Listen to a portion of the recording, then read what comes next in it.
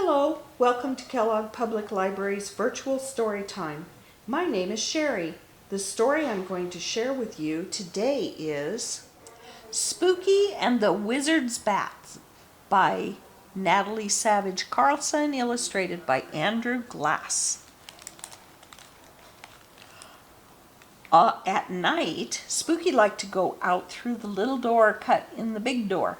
Then he would go pussyfoot, pussyfoot to the bed of begonias. He liked to lie among the begonias and wait for excitement. Sometimes his friend Snowball came too. One night Spooky went out of the little door in the big door. He went pussyfoot, pussyfoot to the bed of begonias. He lay down among the begonias to listen to the sounds of the night. Eek, eek! A flight of bats flew in from the hills near the woods. They circled over Spooky. They dove at him. They flew loop-the-loops and barrel rolls and side slips over the cat. They squeaked shrilly into his ears. Eek, squeak! One nipped Spooky's tail. Spooky knew they belonged to the wizard who lived in a cave among the hills. He knew this because when he had belonged to the witch, she would take him along to visit her brother, the wizard. Spooky spat at them as he angrily clawed the air. Then he raced quickety-paw to the little door in the big door. He jumped up into the fat chair with the bump in the seat. He spat and clawed at the bats who weren't there. Later that night, the Bascom family came home from a movie. "I've never seen so many bats around," said the Bascom boy. "And they keep circling over our house," said the Bascom girl. The next night the bats came again when Spooky was lying among the begonias. He had to race quickety-paw into the house to get away. Now Spooky really was angry.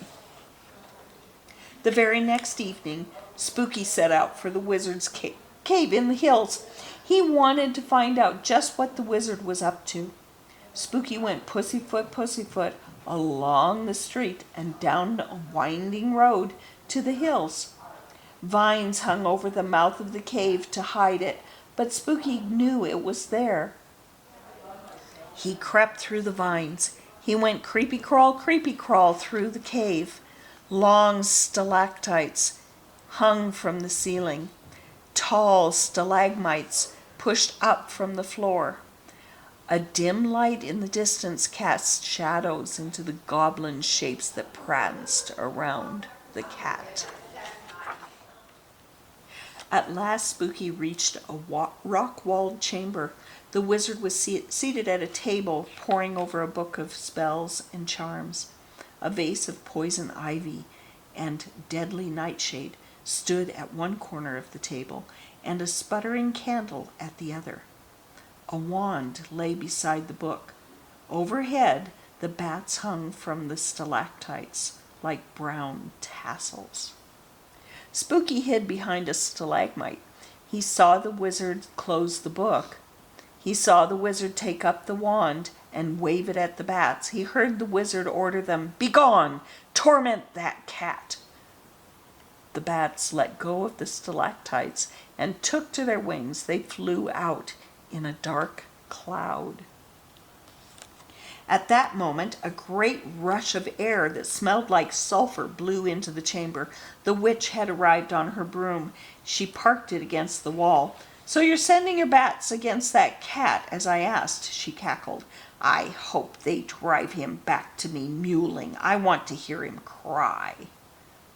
"It's the work of my magic wand," the wizard said. "I couldn't make them obey my orders without it."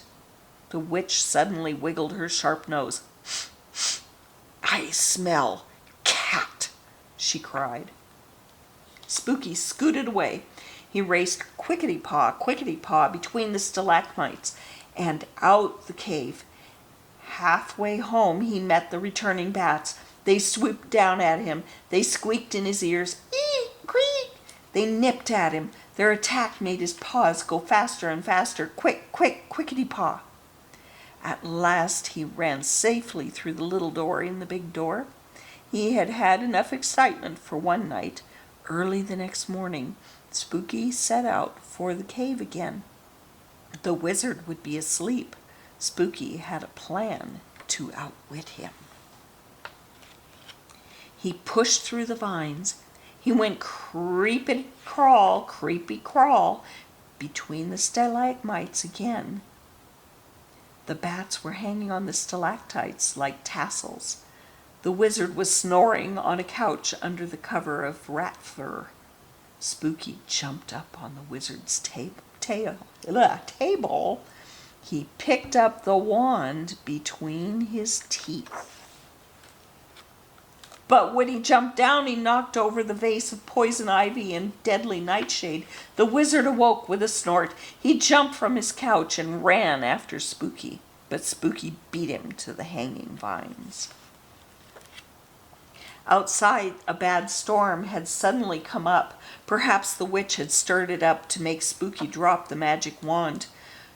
Wind-driven rain lashed him. Thunder roared at him. Lightning shot jagged arrows at him, but he dodged them as only a cat can dodge. Quick, quick, quickety-paw. He never dropped the wand. At last, Spooky reached home. He went into the living room and dropped the wand among the logs for the fireplace. He shook himself 3 times to dry off. He jumped into the fat chair with the bump in the seat. Snowball was already there, napping. Soon the Bascom family came into the room. "It's so damp and chilly with all that rain outside," said the Bascom father. "I'll start a fire in the fireplace." He laid crumpled papers on the andirons. He laid some logs on top of them. He picked up the wand. "An odd piece of kindling," he said. "I wonder how it got here." He dropped it on top of the logs. The Bascom father lit the papers. Soon flames were curling up between the logs. They reached the wand. The flames turned many colors as they danced over the wizard's wand. Smoke flew up the chimney like a cloud of ghostly bats. There was roaring and crackling and hissing. Then the embers exploded like firecrackers. "Whew!" exclaimed the Bascom father. "What in the world is in those logs?" "Perhaps they are bewitched," said the Bascom boy. "But Spooky is napping through it all," said the Bascom girl, "and there's a grin on his face." That night, Spooky went through the little door in the big door. He went pussyfoot to the bed of begonias. He lay there for a long time. No bats came to bother him, and after a time, Snowball came outside to enjoy the sounds of the night. And that's the end of that story. Thank you for listening.